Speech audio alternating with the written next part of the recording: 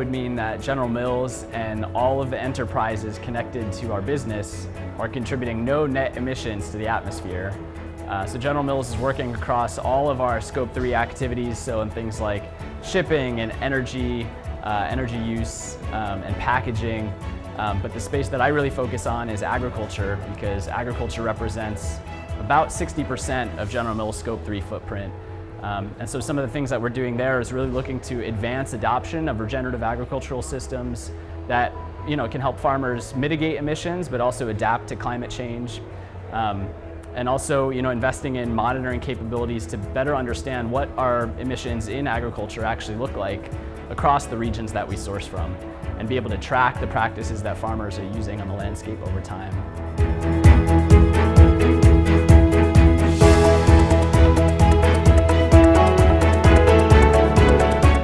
So reporting on Scope 3 emissions and reductions is really a challenge, especially in agriculture, because agriculture is a complex biological system, and being able to understand what the emissions from that system are and be able to track those changes over time is really hard, from a modeling standpoint, from a scientific standpoint.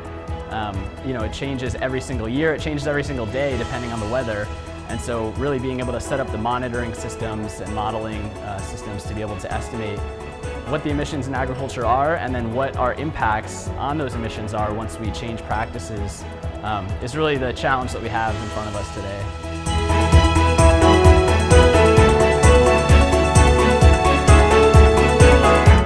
So collective action is really important in tackling this challenge, because we believe that we can't meet our goal unless everyone is meeting their goals. There's just too much for any one company to do. And even if we hit our target as General Mills, we don't avoid the impacts of climate change unless we hit the real goal, which is the planetary goal.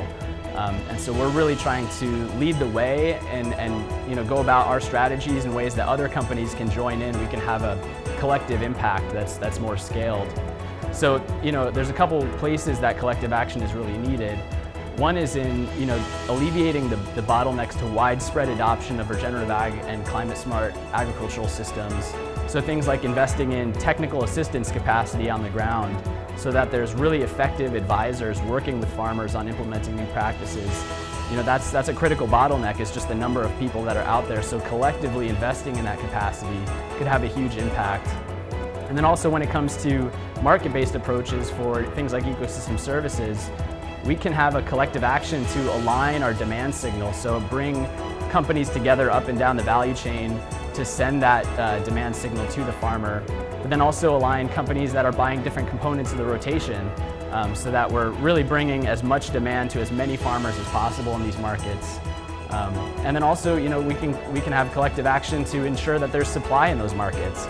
So even if we just bring demand to farmers for reduced emissions in agriculture, it might not be enough unless we're also helping to create that enabling environment for them to be successful in making those transitions. So like in technical assistance capacity, like I talked about, but also in the education, the cultural support, and the other financial supports that might be needed to get them over the hurdle to these new climate smart systems.